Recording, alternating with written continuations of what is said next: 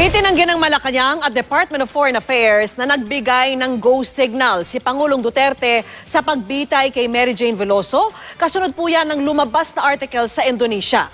Tumanggi namang magsalita kaugnay nito ang pamilya Veloso. At nakatutok si Joseph Moro. Noong nakaraang linggo lamang ay nasa Indonesia si Pangulong Duterte at nakapulong niya si Indonesian President Joko Widodo. Ipinaliwanag daw ni Widodo sa ating Pangulo ang sitwasyon ni Mary Jane Veloso. Ang Pinay na nahatulang guilty sa pagdadala ng mahigit 2 kilo ng heroin at nasa death row. Sa isang article ng The Jakarta Post, sinabi umano ni Indonesian President Joko Widodo na binigyan ni Pangulong Duterte ng go signal ang pagbitay kay Mary Jane Veloso. Ang pinagbasehan ng news report ang ulat ng Antara News Agency, ang news agency na pinatatakbo ng Indonesian government. Sa ulat din ni Adam Harvey ng Australian Broadcasting Corporation, sa kwento daw ni Widodo na sinabihan niya si Duterte na nahulihan si Mary Jane ng heroin at ipinagpaliban ng kanyang execution.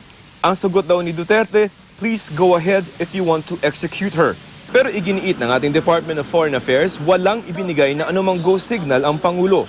Ayon pa sa Malacanang, ang sinabi lamang ni Duterte kay Widodo ay sundin ang kanilang batas at hindi raw hahadlang dito ang Pangulo.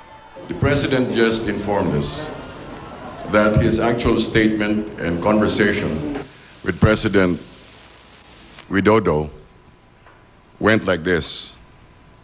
He said regarding Mary Jane Veloso, he said, "Follow your own laws. I will not interfere." There was no categorical statement. There was no endorsement. Itinanggi rin ni DFA Secretary Perfecto Yasay na binigyan na ng ating Pangulo ng green light ang pag-execute kay Veloso. Ang sinabi lamang daw ay ginagalang niya ang judicial processes at tatanggapin anuman ang maging pinal na pasya kaugnay sa kaso.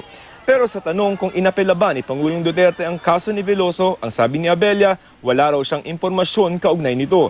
Taong 2010 nang maaresto si Veloso sa isang airport sa Indonesia. Noong nakaraang taon, nabigyan siya ng temporary reprieve kaya hindi natuloy ang pag-firing squad sa kanya. Joseph Morong, Nakatutok 24 Oras.